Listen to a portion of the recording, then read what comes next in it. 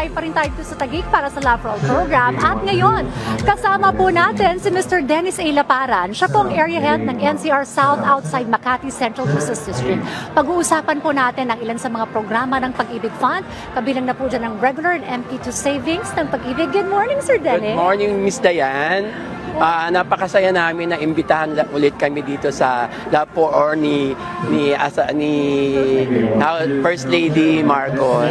Siyempre, handog din po ito ni Pangulong Ferdinand R. Marcos siyempre. At siyempre ni First Lady Liza Araneta Marcos. Alright, sir. Pag-usapan natin itong regular savings at MP2 savings. Ano po ba yung pagkakaiba po nitong dalawang ito, sir?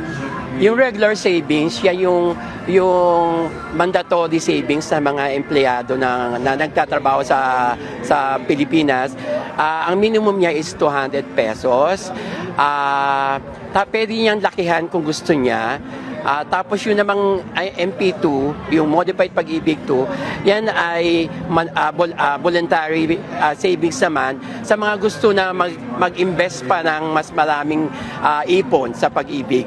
Ang minimum naman yan is 500 pesos. Maraming nag-a-avail na rin yan ng MP2 savings, sir. Ano? Yes, napaka-popular ng MP2 savings sa Pag-ibig at ang dami-dami naming nag-a-avail niyan talaga. Kasi mas mataas yung... Yes.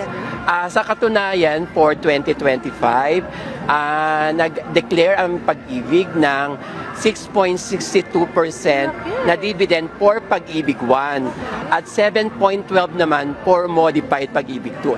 Sadyang malaki yung dividend rate. Makakatulong yan sa ating mga kababayan na pangpalaki ng kanilang ipon. Yes. Alright, ito naman sir, paano nakakatulong itong mga regular savings and even MP2 savings para dun sa long-term goals ng ating mga kababayan? For instance, gusto nilang magkaroon ng sariling tahanan or bahay. Okay.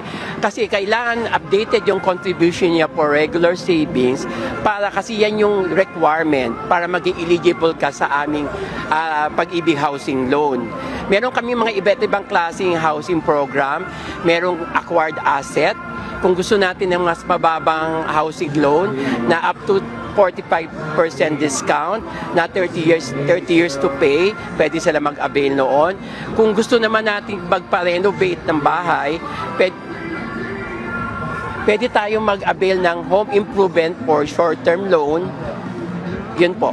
Pwede tayong mag-avail ng home improvement for short-term loan para pagpagawa natin ng mga improvements sa bahay natin, katulad pagpapaayos ng bubong, paglalagay ng solar panel. Yun po. Okay.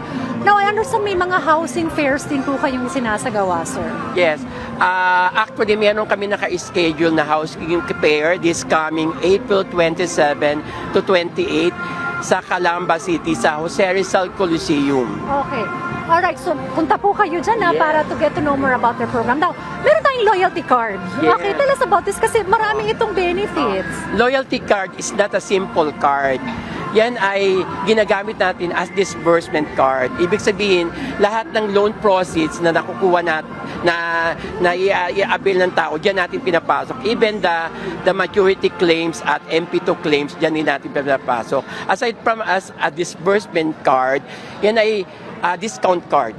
For more than 500 business partner natin ng Pag-ibig, pwede tayo mag-avail ng mga discounts at mga perks na binabigay ng Pag-ibig through that loyalty card. Ang daming listahan where you can actually take advantage of this loyalty card ng Pag-ibig. Pwedeng magpagawa na dito yung ating mga kababayan. Dayan, ikaw kung wala ka pa ngayon loyalty, i-accommodate ka namin ngayon pa lang. Oo, kasi right Pila ka away, na. you can already have Yes, your ID. makukuha mo na siya, i-verify naman yan sa system natin kung ikaw member or what, kung updated ang contribution. Right away, bibigyan ka namin ng loyalty card agad. Ay, ako mamaya, magpapapicture na ako Yes, dito and yes. fill out the form. Okay. Now, panghuli na lamang po, Sir Dennis, sa mga first-time members ng ating Pag-ibig, o kaya baka hindi pa miyembro pa po, ano po yung mga hakbang, mga paunang hakbang na dapat po nilang gawin? Okay, first, meron kaming website, www.pagibigfund.gov.ph.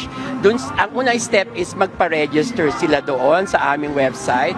Tapos, after the registration, after 2 days, mabibigyan na sila ng Pag-ibig MID number. Yung MID number na yun ang gagamitin nila para mag-remit at mag-umpisa maghulog sa Pag-ibig. Alright. Well, maraming salamat po, Mr. Dennis A. Laparan.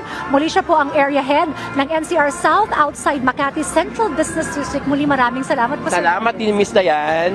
Kumbaga may love for all, merong ding pag-ibig. Yes. Yes Dama po. natin ang pag-ibig. Yes po. Salamat Thank po, you. Sir Dennis. Back to studio muna.